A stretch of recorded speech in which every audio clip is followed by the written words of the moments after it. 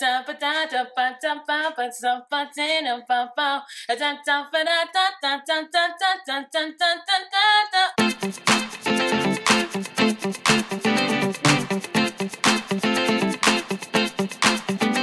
are you? Happy MLK Jr. Day. This is probably going to go up really late in the evening, and I apologize now. Can't film on the days that everyone in the house is home. So everyone has been home Saturday, Sunday, and today. So my parents went to the grocery store. So on Saturday, I watched the Whitney movie directed by Miss Angela Bassett, or Mrs. Vance. I even took notes and everything, girl. I was like, I gotta do this for the people. Let me just start off by saying emotionally, I really liked the movie. As I was on Twitter while watching it, which, why did I do that? You know, a lot of people were complaining about it had too much Bobby Brown. Some people had expectations that they were going to see it be more about her and her career. And frankly, like, let's be real. I don't actually care about what happened to Whitney Houston's son's Bobby, or before Bobby. Like, we know she's a talented singer, and we know that she had family in the industry already, and we know that, you know, she grew up in church. Like, there are things that we already know about her. And this movie, the one on Lifetime, was about her 5 years of her life from about age 26 to 31. In that time, when she met Bobby, how they met, where his career was, where her career was, and it also focused on some personal things dealing with her, namely her drug issue, her drug problem. I'm also going to be eating gumbo. My dad cooked gumbo. I've been having like an emotional couple of days. I've been so emotional, baby. That's off. Let me try it again. I get so emotional. Nope. Let's try that again. Every time I think of you. Oh, terrible. I'm sorry. I apologize. Watching the Whitney movie and seeing somebody use drugs, and usually when I see somebody who uses drugs or is addicted to drugs, I always think that there's some sort of emotional thing underneath it, some sort of like depression or whatever that's happening, and usually the drugs or the alcohol is a way of numbing that pain. And the movie definitely drove home the fact that she was trying to numb a lot of pain. And then here's the deal.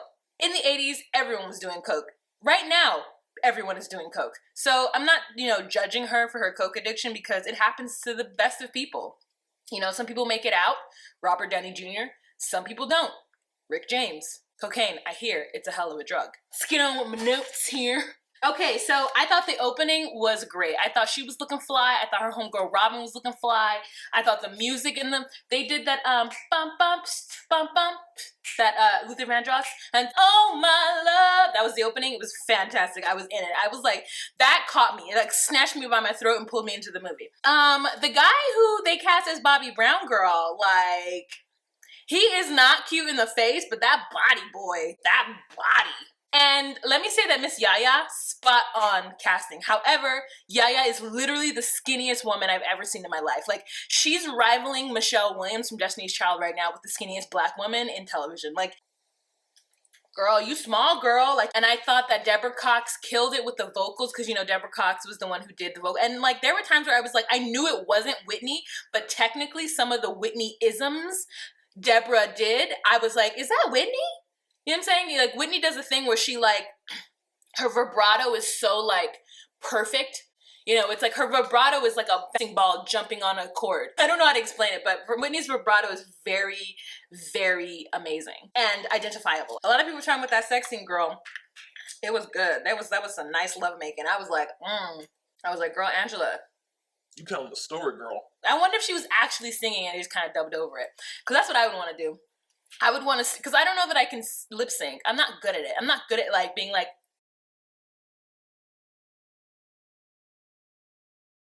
I'm not good at that. I can't do it. I would need to be able to sing it and then they just like mute out my voice, you know? That I didn't have any expectation. I just wanted them to show her drug use.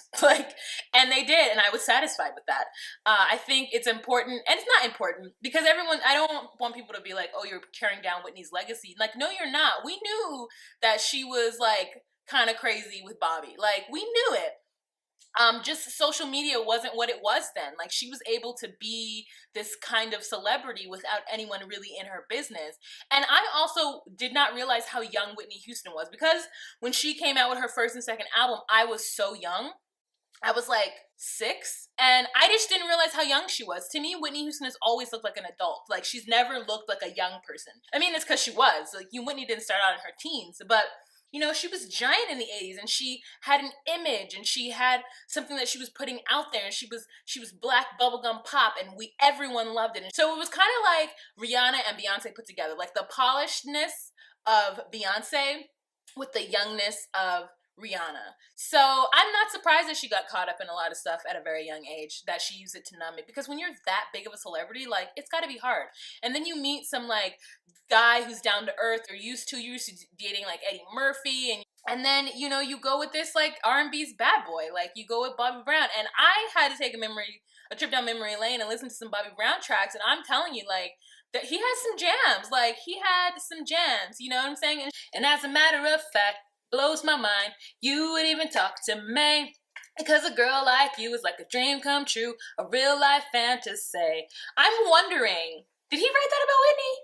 I have to check my facts on that timeline. This lip color is crazy. I'm looking like, oh, he foreshadowed that he would get with a girl that's a real life fantasy. And they had this whirlwind, fantastic love affair. Like, they loved the shit out of each other. It seemed like they were more addicted to each other than almost anything else. And fast in love, to come out and using drugs and alcohol on top of that, to come out of that, unscathed. Oh, after that, I also watched Bobby's interview.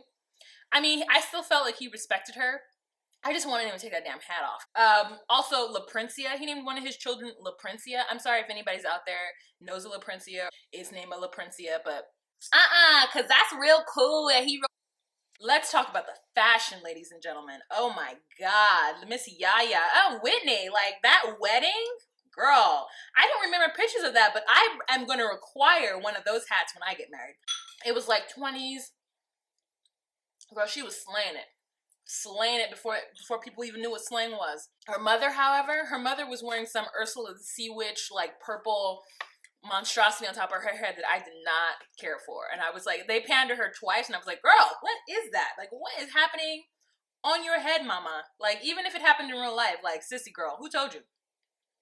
Who told you to do that?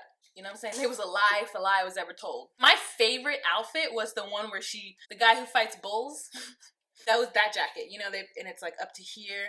Her and Bobby, she's like, yeah, let's do it. And she goes on stage in sequence, and it's like she's got the black, like, leggings sort of business on, looks like chaps. Fly, girl. Fly. I mean, so fly. Also, she wore wigs like nobody else's business. Like, I didn't realize how often and how much this woman was wearing wigs. Like, girl had a wig on for everything. None of that was her hair. It took me out of whatever it is that I was thinking about and I was worrying about, and it humanized her to me, and it made me love her even more and made me respect her talent. She really kept it together for as long as she could. She had a really good, fruitful career. She paved the way, she's to be honored for that. She's our, one of the number one divas. Like, she's one of the ones that I will not sing in karaoke. People are like, oh, let's sing Whitney Houston. And I'm like, no, I don't touch Whitney. You can't touch Whitney, you can't touch Mariah. Like, you just can't touch those bitches. Like, they're on another level, okay? They're fresher than you and I. Some of the CGI was really weird. Every time they showed the outside of her house, I was like, this is such weird CGI. It's so fake and weird. Oh, so then there's also like the scene, or the scenes where they try to show Bobby and the lacking of his career. And the truth is like, even if Whitney Houston wasn't there, like, maybe Bobby Brown would have turned into a songwriter. Who knows where his career would have gone, but like, he got as popular as he got because he married Whitney Houston. He opened himself up to a lot of different people because he was married to Whitney Houston. So I think that he should just go on tour with New Edition and call it a day. But his stuff was jamming, you know what I'm saying? Oh my God, the guy who played Bobby Brown, him dancing in the beginning of the movie, jamming. That boy, who is he? I need to look him up and see what his name is, because I want to see him in other things. Like, I wanted to see him in Selma. After I saw the Whitney movie, I realized I wanted to see him in Selma as well. Oh, guys, I saw Selma. I can't do a review on Selma because it was great. Like, it was great. Everything about it, it fed my soul. I'm too biased. I don't know that I would ever critique it unless there was like some crazy objectifying of women, but they really showed Martin Luther King Jr. as a human, and that's what I love. That's what I love actually about both movies. I love it when the movies show the people as humans. So yeah, go see Selma if you haven't seen it. God, you guys, if you're black and you haven't seen Selma, like, what's your deal? Like, what's happening? Are you like, what's happening in your body right now? Like, what's going on in your spirit that you are not out supporting this movie? Learning about your history, sort of, you know what I'm saying? Because it might not be completely, I can't even talk about it. Go see Selma. But anyways, see Whitney if you have some time. However, if you hold Whitney on a certain pedestal, you might not be okay with all the drug use and all the sex, but I thought it was great. I'm sure I'm going to watch somebody else's review of this movie and be like, oh, I should have said that too. I also heard that Bobby Christina wanted to play her mom in this movie. And that she then went on Twitter and proceeded to try to drag Miss Bassett, talking about like that I'll give you a call when I win my first Oscar or Grammy, whichever one comes first. Like, now look, love me some Whitney. But when you have a child, you have a responsibility. And I feel like she failed in that point. Yes, she had enough money to hire people to take care of Miss Bobby Christina. But obviously Bobby Christina is not a well-rounded thinking individual if she's gonna try to drag Miss Angela Bassett because she can't play her own mother on a Lifetime movie because she thinks she's this great actress or this great singer. Like, we haven't heard near nothing from Miss Bobby Christina. Like, don't try to drag Miss Angela Bassett because you want to play your, that seems like so narcissistic, privileged rich kid written all over that stupidity. Like, no, you're not gonna play your mom because A, you don't look like her. You look at your dad, so if you want to play your dad in the movie, that's fine. You're not an actress. That's the only thing I think that I do criticize Whitney and Bobby for, is that I'm glad they only had one child. I feel like you could do whatever you want before you have kids. But when you have a kid, all that needs to stop. Because now you are responsible. Oh no, it's in my mouth. Now you are responsible for a human being, and you cannot numb whatever pain it is that you're going through when you have a child. Like I said, I don't want to judge me with Whitney, but that Bobby Christina, full on judgment mode of Mr. Bobby Christina. There's nothing more that I could have wanted from this movie. I take it for what it is, and it entertained me, and it made me dance, and it made me happy, and that's it.